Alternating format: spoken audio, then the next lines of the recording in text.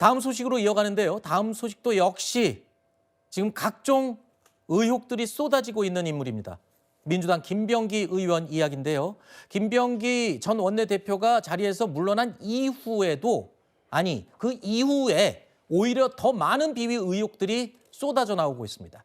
이에 대해서 민주당 중진 박지원 의원은요. 이렇게 말했습니다. 김병기 의원을 믿는다. 하지만 선당 후사를 택하지 않는다면 이제 당이 결정해야 한다. 무슨 뜻인지 조금 감이 오시죠? 하지만 오늘 김병기 의원은 이렇게 또 밝혔습니다. 정계를 은퇴하는 한이 있더라도 제명을 당하더라도 자진 탈당은 안 하겠다는 겁니다. 저는 김병기 전 원내대표를 믿습니다. 그렇지만은 정치는 김대중 대통령께서도 국민이 나가라 잊지 못하면 나가야 됩니다. 이제 선당 후사가 아니라 김병기 전 원내대표는 나는 아무런 문제가 없다라고 생각한다 하면은 이제 당이 결정할 때다. 정말 잘못했고 이거에 대해서 송구스럽습니다만 탈당과는 이걸 갖다가 정말로 연결시키고 싶지 않습니다.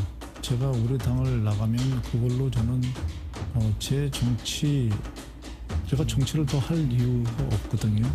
혐의를 받고 제가 정계를 갖다 은퇴하더라도 저는 탈당하지는 않겠습니다. 제명을 당하는 한이 있더라도 저는 제 손으로 탈당을 하지 않겠습니다. 지금 어쩌면 평당원으로 그리고 국회의원의 한 사람으로서 정말 이 문제는 저 민주당의 명예를 위해서라도 민주당 내에서 이걸 갖다 꼭 해결하고 싶습니다. 김병기 의원, 자진 탈당은 절대 없다라고 선을 오늘 오전에 이렇게 그은 겁니다. 앞서 강선우 의원, 이 여가부 장관 후보자로 나왔다가 낙선했죠. 그때 이 국정 운영에 부담을 줄 수 없다면서 스스로 물러난 겁니다.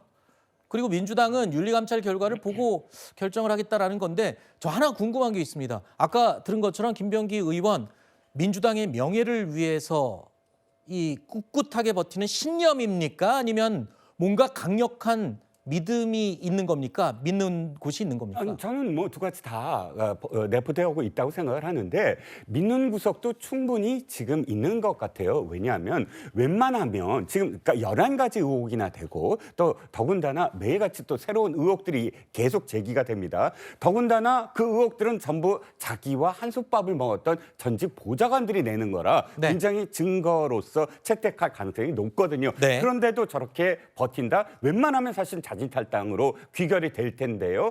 이 안을 들여다보면 사실상 정청래 당대표를 중심으로 하는 그 지지자들과 이재명 대통령을 중심으로 하는 지지자들 간의 커뮤니티에서 약간의 어떤 그런 뭐랄까요? 서로 세력 다툼이 있습니다. 그런데 김병기 원내대표는 딱 보면 이재명 대통령의 뜻을 좀 더 떠받들고 정청래 당대표가 너무 드라이브를 걸 때 견제를 해왔거든요. 네. 그러니까 김병기 전 원내대표 입장에서는 내가 지금까지 한 역할이 있고 내가 여기서 무너지면 이재명 대통령의 지지층들이 균열될 수 있다. 네. 끝까지 버텨야 된다. 또는 내가 버틸 뒷배가 바로 이재명 대통령의 지지자들이다라고 생각하는 거죠. 이재명 대통령이 지지자들을 믿는 거예요? 아니면 이재명 대통령이 내 뒷배다라고 생각을 믿고 아니, 있는 두 거예요? 가지가 분리가 되지 않죠. 왜냐하면 똑같은 이재명 거다? 대통령의 지지층들은 알겠습니다. 이재명 대통령의 뜻을 지금 그대로 반영하고 있는 거거든요. 네. 그 부분도 있을 겁니다. 이재명 대통령의 지지층을 본인이 안고 있어야지 이번 난국을 헤쳐나가기 더 유리하다라는 판단도 있을 거고요. 네. 또 하나가 또 뭐냐면은 그 구의원들이 탄원서를 냈지 않습니까? 네. 그 탄원서 그 당시에 이재명 당시 당 대표실에 갔었습니다. 네. 근데 갔었는데 그게 결국은 김명기한테 돌아왔단 말이에요. 네. 근데 그게 무엇이냐? 당시 당 대표가 이걸 덮어줬다고 우리는 의심하고 있는 겁니다. 그 얘기 좀 이따 나오니까 그렇죠. 그때 다시 한번 나눠보도록 그렇죠. 그것 하겠습니다. 때문에 아마도 내가 이재명 대통령의 약점을 쥐고 있는 부분에 대해서 본인이 자신감이 있기 때문에 이렇게 네. 버틴 게 아닌가 싶은 생각도 좀 듭니다. 알겠습니다. 그 얘기 제가 준비 다 해놨거든요. 그때 자세히 또 얘기를 나누겠습니다.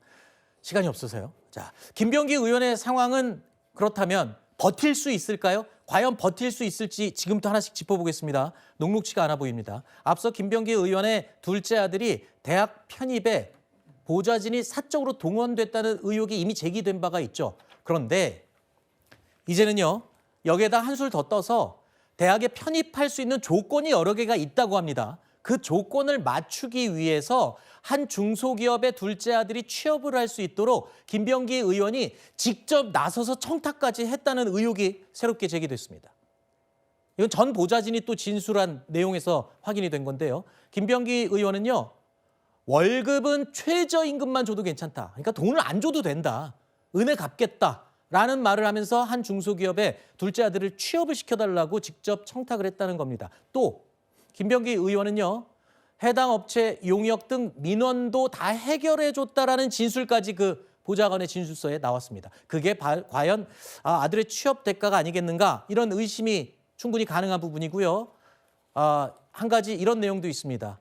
그러니까 이 아들이 해당 업체에는 한 번도 출근을 안 했다는 얘기도 있고요. 그럼에도 불구하고 임금은 나왔고 월급이 나왔다는 겁니다. 거기다 한술 더 떠서 이 업체가 이 둘째 아들의 대학교 등록금의 절반을 다 대납해줬다라는 의혹까지 나온 상태입니다. 자, 이 정도 되면은 글쎄요. 제가 이쪽에 한번 여쭤볼까요? 버티는데 괜찮을까요? 지금 이건 또 추가로 제기된 건데요. 그러니까 지금 이 나온 내용은 이제 수사기관에서 이제 진술한 내용으로 알려져 네. 있는데 결국 이거는 수사를 통해서 밝혀져야 할 문제라고 봅니다. 만약 정말 이제 그 고발인들이 얘기한 것처럼 실제 급여도 지급받았는데 출근도 하지 않았고 또 그 이후에 뭐 등록금까지도 사실상 뭐 부담을 한 거고 그게 사실 대가성이 있다고 하면 사실 뇌물로도 처벌될 수 있는 사안이고요. 뇌물이 네. 아니라고 하더라도 뭐런 대가 관계가 없다고 하더라도 돈을 지급을 됐으면은 그건 또 청탁금지법 위반이 될 수도 있기 때문에 네. 여러 가지인데 근데 이제 김병기 의원은 오늘 방송에서 나온 것처럼 본인은 사실 무근이다, 억울하다는 입장을 계속 견지하고 네. 있으니 결국 수사기관에서 어떤 결과를 내리는지 재판에서 어떻게 나오는지 그 결과를 지켜봐야지 누구 말이 맞을지 알 수 있을 것 같습니다. 네. 새롭게 지금 아들의 편입 지원 그리고 편입 지원 조건을 맞추기 위한 중소기업 취업 비리 의혹. 자, 이것만 해도 큰데요. 이에 앞서서 제기된 의혹 있죠. 이미 경찰이 지금 수사에 착수한 김병기 의원의 배우자가 이 법인카드를 유용했다는 의혹. 그걸 지금 경찰이 수사를 하고 있는 건데 이 의혹에 대해서 경찰 수사 자체를 무마하기 위해서 또 경찰 간부 출신인 국민의힘 의원에게 청탁을 했다는 의혹이 또 추가로 제기됐습니다. 의혹으로 지금 꼬리를 물고 있는데 중요한 건요. 경찰서장과 팀장급 경찰과도 소통을 했다는 의혹입니다. 물론 여기에 등장하는 그 해당 장본인들, 경찰 관계자들은 펄쩍 뛰었습니다. 무슨 소리냐? 전혀 사실이 아니다. 물론 김병기 의원 측도 사실 무근이다 얘기를 하고 있는데 불똥이요. 이제 경찰들한테까지 튀고 있습니다. 네, 지금 이제 국민의힘 중진 의원 경찰 간부 출신이 사실상 이제 특정되고 있고, 그렇죠. 뭐 친윤 뭐 의원이다라고 이제 알려져 있는데 기본적으로 김병기 전 원내대표가 본인이 그 아내의 그 법인카드 의혹과 관련해서는 윤석열 정부 때 수사가 이루어졌지만 무혐의로 종결됐고 나를 봐줄 동인이 전혀 없었다라고 이야기를 합니다. 네. 그 부분과 관련해서 지금 새로 추가 제기되는 의혹들도 그 당시에 사실 법적 평가를 완료했다라고 하는데 그 중에 사실 이 무혐의가 나오는 과정 중에 이 중진 의원이 힘을 써준 거 아니냐. 그렇지만 해당 의원이 아니라고 사실 무근이라고 이야기를 하고 있고 그 당시에 어떤 지휘계통에 있었던 동작경찰서장도 그런 전화를 받은 바 없다라고 하고 김병기 의원 마찬가지의 입장을 내고 있어서 이 또한 진실 게임 양상으로 번지는 것 같습니다. 네. 이미 뭐 이 법인카드 유용 의혹은 경찰이 수사하고 있고요. 여기에 추가로 또 의혹이 제기된 건데 이게 또 경찰 관계자들이 연루가 되어 있어서 글쎄요. 그래도 경찰을 수사를 믿겠습니다. 앞으로 이 부분도 또 수사로 밝혀져야 될 부분이겠죠. 자, 그렇다면 이 민주당에서는 이 개별 인사들의 일탈이다라고 선을 긋고 있는데요. 하지만 국민의힘에서는 민주당 공천 뇌물 특검을 실시해야 한다라면서 연일 특검 공세를 이어가고 있습니다. 전체적이고 전면적인 이 시스템상의 문제가 있었다고 보여지지는 않습니다. 개별 인사들의 일탈 그리고 그로 인한 문제들이라고 보고 있기 때문에 그 전반에 대해서 조사한다는 것은 현재로서는 생각하고 있지 않습니다. 개인의 일탈이 아닌 뿌리 깊은 공천 뇌물 카르텔입니다. 통일교 게이트 특검과 함께 더불어민주당 공천 뇌물 특검도 반드시 실시해야 할 것입니다. 김병기 의원의 묵인을 넘어 그 윗선의 강력한 힘이 작용하지 않고서는 불가능한 일이라는 평가입니다. 그 윗선의 최정점은 누구입니까? 국민의힘은 물론이고 보수 야권, 범여권에서도 비판이 쏟아지는 지금 그런 상황이죠. 민주당은 국민의힘의 특검 공세에 대해서 여전히 개별 일탈이다. 무슨 특검까지 가냐? 이렇게 방어를 하고 있습니다. 지방선거가 얼마 안 남았죠? 자, 선거를 신경 안 쓸 수가 없습니다. 그런 상황에서 여야 입장이 첨예하게 대립하고 있는 상황인데요.